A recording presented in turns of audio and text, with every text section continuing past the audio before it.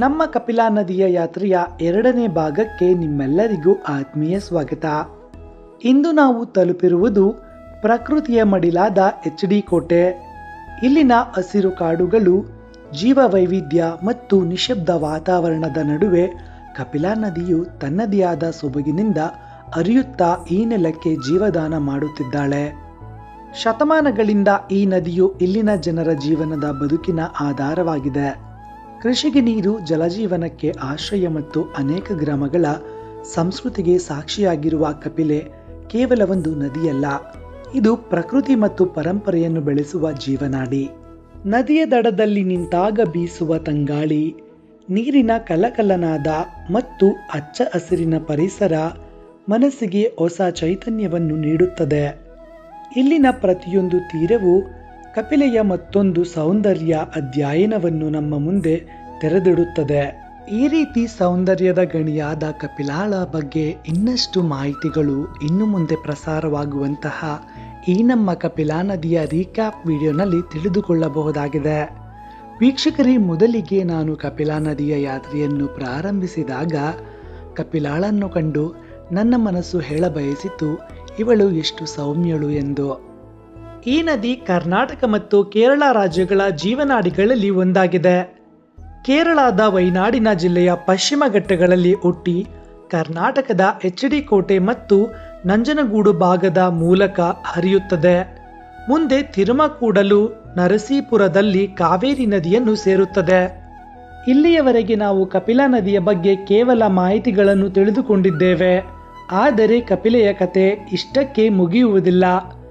ಅವಳ ಜನ್ಮದ ಹಿಂದಿರುವ ರಹಸ್ಯವೇನು ಹಾಗೂ ಕಪಿಲಾಳ ಪೌರಾಣಿಕ ಮಹತ್ವವೇನು, ಯಾವೆಲ್ಲ ಐತಿಹಾಸಿಕ ಘಟನೆಗಳಿಗೆ ಈ ನದಿ ಸಾಕ್ಷಿಯಾಗಿದೆ, ಅವಳ ದಡದಲ್ಲಿ ಬೆಳೆದ ಸಂಸ್ಕೃತಿ, ಜನಜೀವನ ಮತ್ತು ಪ್ರಕೃತಿಯ ಅನೇಕ ಅದ್ಭುತ ಕಥೆಗಳು ಯಾವುವು, ಈ ಎಲ್ಲ ಕುತೂಹಲಕಾರಿ ವಿಷಯಗಳನ್ನು ಒಂದೊಂದಾಗಿ ನಮ್ಮ ಮುಂದಿನ ಸಂಚಿಕೆಯಲ್ಲಿ ನಿಮ್ಮ ಮುಂದೆ ತರಲಿದ್ದೇವೆ.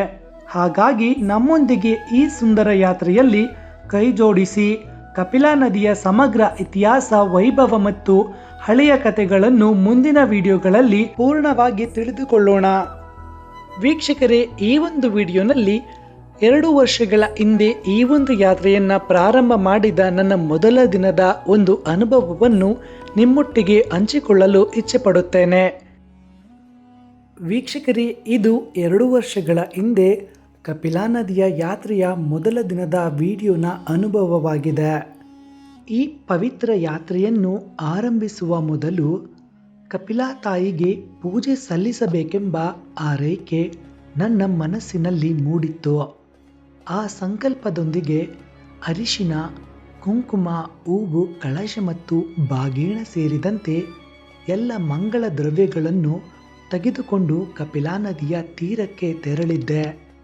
ಅಲ್ಲಿ ಅಪಾರ ಭಕ್ತಿಯಿಂದ ಕಪಿಲಾ ತಾಯಿಗೆ ಅರಿಶಿನ ಕುಂಕುಮ ಅರ್ಪಿಸಿ, ಹೂವಿನಿಂದ ಅಲಂಕರಿಸಿ, ಕಳಶದ ಸಮೇತ ಬಾಗೇಣವನ್ನು ಅರ್ಪಿಸಿ ಪೂಜೆ ಸಲ್ಲಿಸಿದ್ದೆ.